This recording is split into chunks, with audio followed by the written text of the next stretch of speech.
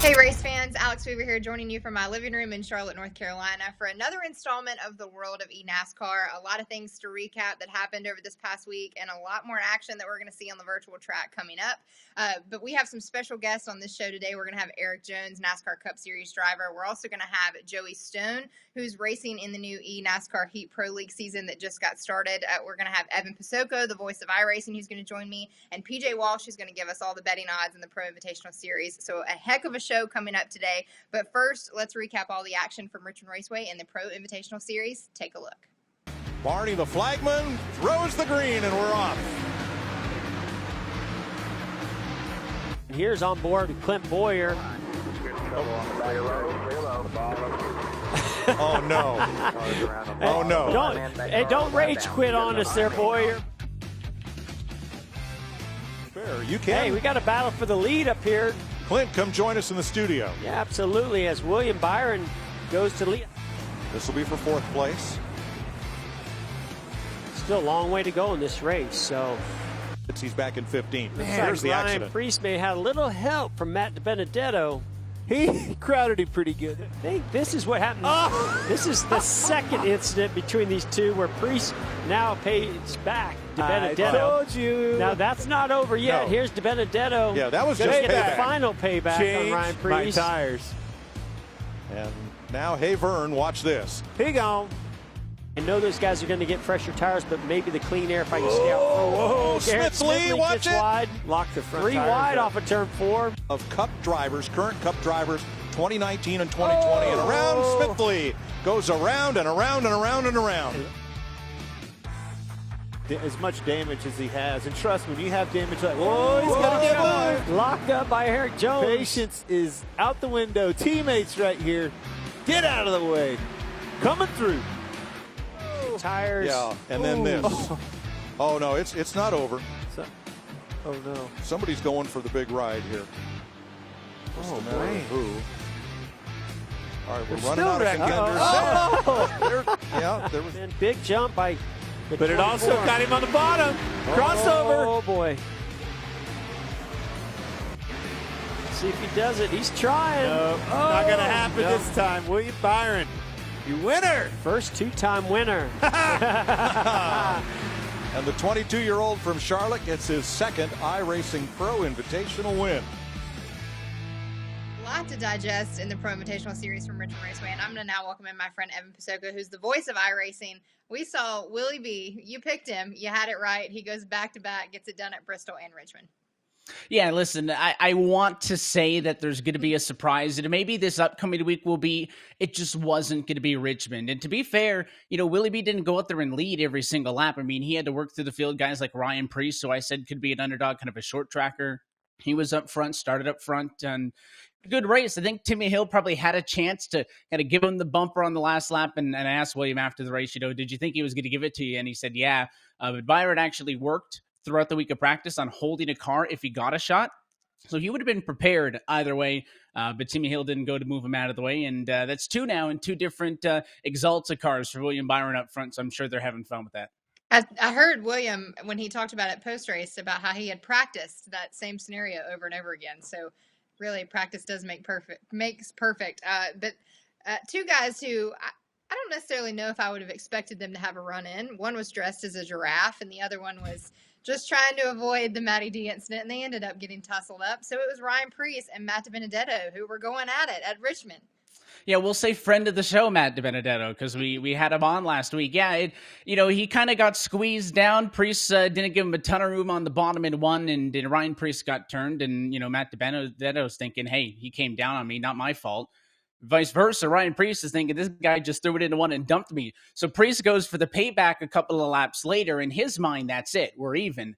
You go back to Matt, though, he's now thinking, listen, Ryan's taken me out twice. So he had those Matt Kenseth eyes, and he went off into turn 1 and showed his displeasure and got parked. So it just goes to show you the virtual hauler gets used as well. Yeah, not every day that you can say you got wrecked by a giraffe. Next up, I want to ask you, is there anything from Richmond that surprised you? Because there were a lot, not a lot, but a couple new faces running up front. Yeah, and I was really impressed with Brad Keselowski, because a lot of the time what the drivers work on is kind of short runs. They try to find that immediate speed in the car. And we had guys like Daniel Suarez and Austin Dillon qualify real well, but drop back. Brad was actually thriving on those long runs, which takes some iRacing time and experience to get to. So I was really impressed with Brad, as well as just everybody. We were kind of worried, or at least I was, based on what we saw in the Coke Series race a couple of days before, how many yellows we might see, especially with the smaller field size. I think that helped as well. But all in all, I think the drivers did a really good job, and that 2-car now on my radar maybe for some of the underdog picks. All right, well, you might have done a little bit of foreshadowing. Evan, stay with us, because I want to bring you back on the show to get your power rankings and some more insight into what we can expect from Talladega. Sounds good. We saw the first race in the eNASCAR Heat Pro League for this season. We're now going to welcome in one of those drivers for Richard Childress Racing Esports. Joey, how are you? Welcome in. Hey, thank you for having me on. It's great to be here. I almost didn't call you Joey. I almost wanted to say Sloppy Joe. Yeah, that's the name a lot of people know me by from all the outside racing stuff I do and whatnot. But it seems to be a name that I really can't get rid of anymore. I kind of done it for myself. So for fans that don't know what exactly the eNASCAR Heat Pro League is, why don't you give an overview of that league and what races look like? Yeah, so the NASCAR Heat Pro League is a console-based series that is ran on NASCAR Heat 4. There is a PlayStation 4 series and an Xbox One series consisted of 14 drivers across both platforms, so in total 28 drivers. Basically how the series goes is that this season precisely, there is 3 segments of 4 races. At the end of those 4 races, the top driver on both platforms advances to the championship finale race to compete for a championship at a race that we do not know yet. We don't know what the finale is yet. It'll be fun. This is the second season of the eNASCAR Heat Pro League, so some same personalities, but also some new personalities to look out for this season. You've been smiling throughout that whole time explaining it. This may be a little bit of a downer now, but we have to talk about that first race from Miami, because with 8 to go, what happened? Yeah, so long story short, basically, a lot of us knew at the beginning of the race, if a caution did not fly out, it was going to be a fuel strategy game. And in our car, what we practiced with, we did have a gear setting where we could save the fuel, but in my head, I told myself, if I can get ahead of those guys that are saving right from the start and then start saving the gas, I could have the advantage at the end and have to save a bit more, but still have that gap to the back. I was hoping for a caution near the end. That way I would be the leader once the cycle of pit stops would happen. And then we had a car good enough to where we could have just probably drove away and got our first career win. But unfortunately, the caution didn't come out. We had to come down pit road, and the people who were saving right from the green flag were eventually the winners of the race. It was definitely a tough break, but I got a lot to smile about. That was one of the fastest cars I ever built, and it's just a lot of momentum for me for the rest of the season. I already can't wait for next week. I know that you guys are your own crew chiefs, and you talk through those strategies while you're driving, so you may have to fire your crew chief after that one. Honestly, there's no crew chief. That was just me, so I might have to fire myself. You might have to reevaluate. I got to talk to Mr. Childress after this and see what he thinks, if they need to put a new guy in there. Yeah. Okay, so let's get ahead to the rest of the season. What does the season look like for you, and what can we expect in that league? Yeah, so the rest of the season, like I said earlier, it's segments, So, I'm not saying our first segment's over with. Anything's possible in this series. I could go and we can win 2 of the next 3 races and win the segment. You never know what can happen. And it all comes down to how the other competitors do as well. But really, I'm just really motivated. I've learned a lot from last season as a driver. I've learned a lot of how to build these setups from the ground up to my liking, and for them to be fast and consistent and whatnot. And that's honestly, that little defeat we had at Homestead, I think that's what I needed, honestly, to kind of show myself what is possible for me this season. And if we can just get things executed a little bit better, if things just go our way, that A car could probably get to victory lane and probably win a championship this year. So nothing but a title this year. That's the main goal. Yeah, exactly. Well, Joey, thank you so much for joining us. Excited to see your second season coming up in this league. And when in doubt, go down pit road and get some fuel. You always need fuel to get to the finish. Absolutely. Thank you so much for having me on. We're now going to welcome back in Evan Posocco, the voice of iRacing. Evan, before we get started previewing Talladega, we had a NASCAR Cup Series champion who has announced he's coming out of retirement and is hitting the super speedway. I hope you're ready, because as we get the restart, you're going to be racing at Talladega on Sunday, right, Jeff? Man, I'm going to give it a try. We've been trying to get me behind the wheel of one of these sim rigs, and I'm coming out of retirement, boys. I can't wait. All right, Jeff Gordon is hitting the track at Talladega. Evan, I can tell that you're excited a little bit. It'll be really fun. I think at the end of the Pro Invitational broadcast last week, Clint said after he wrecked out, we need to get Jeff on the sim. And Jeff said, you're not making it happen. So I don't know if we have to thank Clint, if we have to thank Fox, NASCAR, whoever made it happen. Yeah. But Jeff's going to be behind the wheel for what I think is the first time on iRacing, as far as I know, in this kind of context. And it's going to be really cool. Obviously, Jeff is a really good super speedway racer, had been throughout his entire career. So I think that's a really fitting way as well for him to get started on the virtual side. Yeah, thank you to whoever made that happen. And I hope if Jeff wins, Clint Boyer has to do something. There has to be some bet going on just to make Clint Boyer look as stupid as possible. Well, I'll tell you what, I got all the Jeff Gordon cars. So I know Lionel's been producing some of the race win die casts. So Jeff wins, you got at least one customer. Yeah, here. you can add a new one to your collection. All right, so just like the real season that we've seen in the Cup Series, we have hit a short track, which is very different than what we're about to hit next, which is Talladega and that super speedway. Big track, big ones, big wrecks. What can we expect from Talladega? Well, it's going to be a big field as well. We're expecting 40 cars in that. So no longer the smaller Richmond field. So it's going to be absolutely chaotic because, you know, on iRacing, if you move up 2-3 feet, you can take the whole field. I mean, it is very close to the real world thing.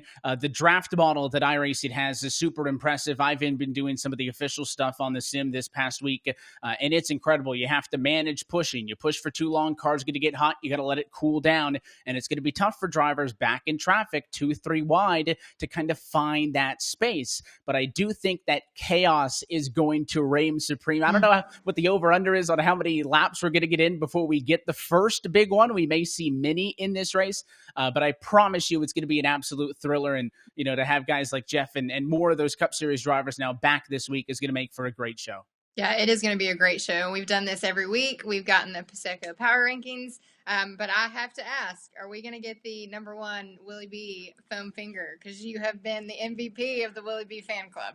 And I can't change it. And the thing is, at Talladega, I thought about changing my power rankings from 1 to 5 as nobody knows who's going to win because it's Talladega. You can only have so much confidence in it. But I still put those iRacing guys at the top. So I've got Willie B, Parker Kligerman, and Garrett Smithley just because of their sim experience. That's a little different. Mix it up a bit, try to rotate some of those names in and out. But, you know, iRacing experience isn't restricted to just the short tracks. You also know how to race plate racing on iRacing. And that comes with what I mentioned, the managing the engine temps and knowing when you can push, when you can't, how unstable these cars get. The Cup Series cars can push really well. But when you compare that to something that we'll see in like Saturday Night Thunder this week and other, you know, the Xfinity and the trucks, you could be a little bit more aggressive. So I don't know if these drivers will have that finesse necessary to keep it clean. So I've got to land in Castle at 4. And I'm going to go out on a whim here, and I'm going to put Kevin Harvick as my number 5. He is one of the newer drivers to the sim. You guys are beating up on me for playing it too safe, so I'm going to put Harvick at 5 because he's really impressed me. He's been doing a lot of the events this week. He raced a Talladega race on Tuesday, ran up front, and as well as pretty good on the super speedways in the real world as well. So why not Kevin Harvick? He could show up and be the surprise late iRacing entry. He's done a lot in the last week, and I've been really impressed with how he started. I know I mentioned, though, somebody like a Brad Keselowski earlier. You know, very good plate racer, obviously. He could be somebody in the mix. Dale Jr., somebody like that. Even an Erik Jones as well, one of the up-and-comer drivers. Those are guys to watch, but I got to keep the 24 locked at the top. But if there's any race where it's not going to be the William Byron show, it's this weekend because who knows what's going to happen. Well, Evan, you mentioned him a little bit earlier to possibly have a good finish at Talladega, but we're going to welcome in the driver of the number 20 for Joe Gibbs Racing, Erik Jones. Erik, how are you? I'm doing good. How are you guys? Doing well. Life's looked a little different. We're not at the track every weekend, and I've asked all the drivers that we've had here on the show what it's looked like for them now that we're at home. I've seen you've been on some farming equipment. I know you've been hanging out with Oscar too. Yeah, it's been good. Actually, I moved right before all this kind of started, so I was getting moved in my house, and then the last month and a half I've really spent here just working, trying to get the place looking better outside, and a lot of things I don't usually have the time to do during the race season, but have the time now. So I've been putting a lot of work outside, trying to get things looking better and things right. And definitely a lot of time with Oscar. I've been home 98% of the time, so it's been good. I think he's been enjoying that a lot. So, I've been staying busy as much as I can, but, definitely getting a little stir crazy at some point. You want to get back to your normal routine. And I know it's not been in the real race car, Eric, but of course, a lot of stuff on iRacing recently with the Pro Invitational Series. You've got some experience on the sim as well, so it's not a whole new world for you, but we're 4 weeks into this deal now. We started off with some intermediate tracks, some short tracks now back-to-back. How do you feel it's gone so far for you? It's been good. I was on iRacing a lot, probably 5 or 6 years ago, and, ran it quite a bit. But the last 5 or 6 years since then, I hadn't been on it very much. So, I had to play catch up when we were starting back in Homestead and even since then. So, been good. I got a new simulator last week and, put a lot of time into Richmond, and we were able to run 7th there. So that was good.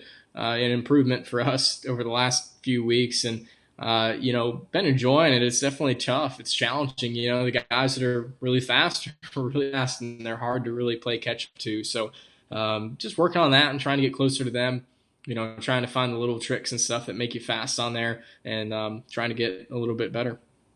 Now, Eric, we're heading to Talladega, which is always crazy when we're in the real Talladega, and we can always expect some big ones. So what do you expect on iRacing now that you guys aren't physically in the car and y'all can just have a big wreck fest? There's probably going to be a lot of risks taken. The guys are going to be really aggressive. There's a lot of times, two groups of driver mentalities at Talladega. You have the guys that are aggressive, push for the whole race and try to get up and lead a lot of laps, and there's guys who really try to lay back and just get a solid finish at the end of the day. So I think you're going to see a lot more guys pushing and trying to be up front. Just like real life, this is an opportunity for really anyone in the field to win, and probably even more so in iRacing than on a normal race weekend. Even like myself, I don't know that I have an awesome chance of winning a normal iRacing race. So this is going to give me a good opportunity to run well. So you see a lot of aggressiveness, which will put on a pretty interesting show. Hopefully we can keep it fairly clean and put on a good race. Now on the show is something that we've become pretty familiar with every week here on the show. So, Evan, you're very familiar with it. I've played this with you every single week. But, Eric, we're going to welcome you in now to the over and under that we like to do here. So I'm going to throw up some scenarios. There's going to be 3 of them this week, and I want you to tell me whether or not you think it's going to be over or under. Pretty simple. Evan, let's start with you. Let's do over and under 5 laps before our first caution at Talladega. Well, we're going to have a field of 40 drivers out there, and I think it is going to be under. I do think that a lot of the drivers have been putting into time, and they've started to figure this thing out. But when you've got that many drivers out there, I think it's going to be under. It might be a little bit of a rough start till guys get comfortable and kind of get into a rhythm. But I think we'll have some issues early on. Eric, what about you? I'm going to take the over on that. I think guys are really right at the start here. We get through a few practice races this week and through Saturday before the race on Sunday. And I think, all of us want to try to put on a good show. And part of that is going to be not wrecking too much. So, hopefully we can go more than 5. And I think guys will really be taking it easy for probably the first 10 or 15 laps. All right. Full disclosure, I liked Eric's answer better. No offense, Evan, but we're going to keep I don't know if my track record's been any good, so we'll see. Maybe it's good that I said the opposite. Yeah. Next up, over and under 10th place finish for Jeff Gordon. It will be his first ever Pro Invitational Series start. So do we think he's in the top 10? I really want to say yes, but I'm going to go for no, that it's not going to be a top 10 for Jeff in his first time out. Maybe if we get to Martinsville a little bit later on in the season with this Pro Invitational, we might see it. But listen, I think he's going to give it a lot of practice time, obviously, on the rig, and I think he's going to give it 110%. But I'll be super impressed and happy if he gets the top 10, but I don't think it's going to happen first week out. Eric, Jeff Gordon, top 10 or no? Probably not. No. Yeah, I like Jeff, and I hope he runs well. But iRacing is tough. It's really, really different. I don't think Jeff's done any iRacing, so he's got some catch up to play. And I'd be impressed if he ran top 10. That's for sure. Yeah, let's hope he's not been practicing with some of his buddies over there at Fox, because Clint hasn't had the best either. So we'll hope for better luck for Jeff than you guys are going to give him. I'm going to say he's a 10th place finisher. All right, the last one is over or under 3 big ones this weekend. Now, we know that Talladega always has a big one when we race in real life. What can we expect, 3 or more in iRacing?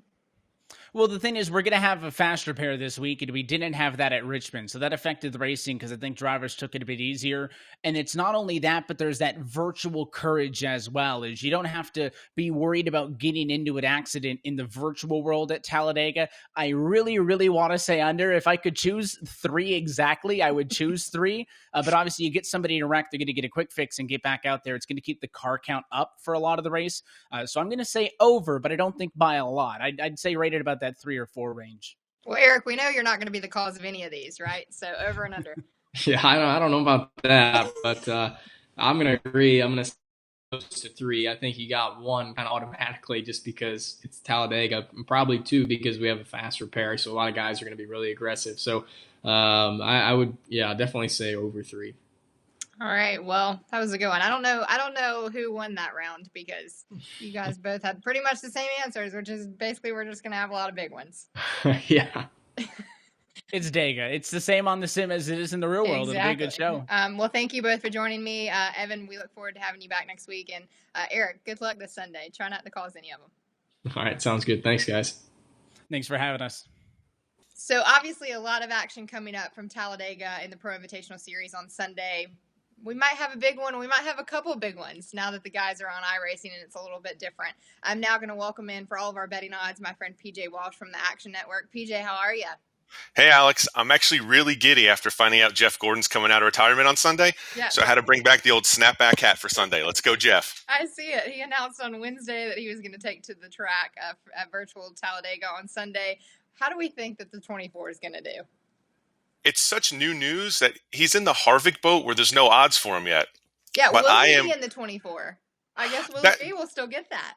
That was my big question. I actually looked back at the entry list and saw Byron's in the 24, so maybe he can do a throwback Rainbow Warrior scheme. Who knows? Yeah, we'll just have two 24s out there. I will say, and don't take this as betting value, I'm going to throw a ceremonial bet on Jeff Gordon no matter the odds. They're not up yet for him, but I'm going to bet them. Are you offering that advice to others?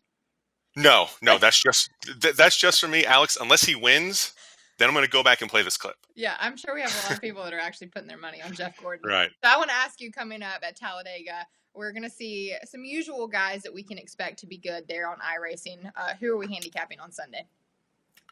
Well, it's interesting because, as you mentioned, the big one, I'm so new to iRacing, I don't know if regular Talladega correlates to virtual Talladega, right? So yeah. Is it going to race the same? Is it going to race differently? I do think that if we do get a green flag stop, that's where you're going to see the William Byrons, the Timmy Hills, Garrett Smithleys, even the Hamlins and Dale Juniors who have experience getting on and off pit road. Byron is a plus 150 favorite, which is, I'm going to say, is crazy. Again, unless he wins, then it's a great price. But that means basically in betting terms, he needs to win 40% of the time for it to be a valuable bet. So if you think that William Byron is going to win 41% or more, he's worth betting. I think it's too random. I'm with you. I think there's going to be big ones, so I want no part of that plus 150. So we have to look at some of those other drivers who are very successful on iRacing, like Timmy Hill and Denny Hamlin. Can we expect those iRacing pros to have a little bit different result than they did at Richmond coming up at Talladega? Yeah, Timmy Hill, he's kind of in the Byron bucket. I wouldn't put him exactly up there because Byron is dominated. He's led 60% of all the laps so far. Timmy Hill's 5-1, and that's a little too short for me still because a big one can take him out. As you mentioned, there's what I call the Hamlin tier and the iRacing tier, which is the Hamlins, as I mentioned, Smithley, Parker Kligerman, Dale Jr., those guys in the 11 to 15 to 16 range. That's what I'm looking at. I want guys with experience, but I don't want to pay 5-1 plus 150 to bet them. So, PJ, we mentioned a couple names. Who's your best bet of the weekend? Parker. I'm going with Parker Kligerman. Like I mentioned, I want someone who has experience in that they know how to get on and off pit road. They know how to run the draft. I assume it's got to be a little different than the real draft. And he ran the replacements race on Tuesday night and finished second. So he's 16-1. That's a good bet. All right, so we've heard some of the best bets of the weekend and the names that we like. PJ, I've talked to you throughout the week, and I think I'm going to like your long shot pick. Yeah, I like Brad Keselowski at 40-1. Mike and Jeff talked last weekend about how he's really getting up to speed on iRacing. Bought a new sim rig, has been practicing a lot. So at 40-1, there's a lot of upside there. Plus, you can bet him 10-1 for a top 3. I'm going to bet both those. I have to also mention Joey Logano. Do we think that his experience and his success at Talladega is going to pay off in iRacing? again, that's the $1 million question that I don't think we know the answer to, and we're going to learn. Joey's best finish is 15th in the iRacing series, so I'm not going to bet him at 33-1. If we did think that virtual and traditional Talladega would correlate, we'd be on Almirola, we'd be on Blaney as well. So I'm going to sit off those guys, bet Keselowski, and then try and bet those guys, like I said, in that 11 to 15 range with experience. All right, PJ, you're showing me where to put my money if I could bet, but we'll leave that up to the fans. So thank you for joining us. Thank you so much, Alex. I appreciate it. All right, so we heard all of those betting odds, and now fans have another way that they can get involved in all of that betting. NASCAR announced a slate of new fantasy and prop betting offerings on the eNASCAR iRacing.com Pro Invitational Series, created courtesy of NASCAR's official gaming partner, Penn Interactive. The eNASCAR Finish Line mobile game is available now across iOS and Android phones and tablets, and can be downloaded on the App Store and Google Play Store.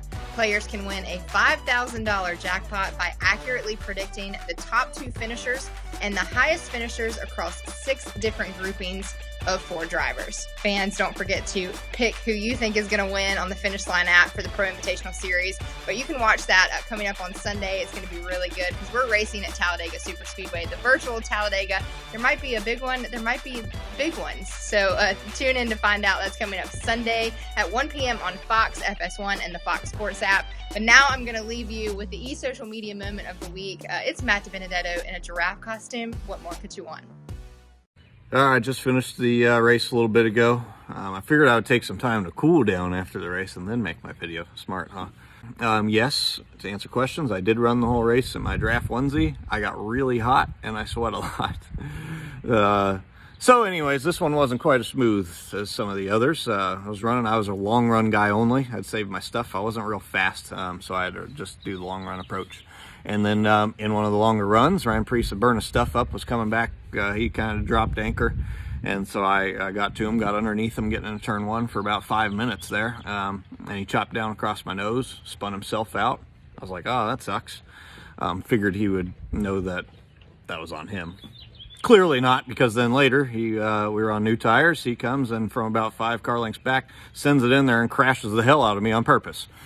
And so then I hated that all started messing up the race and causing cautions, but I was going to get him back because that was stupid.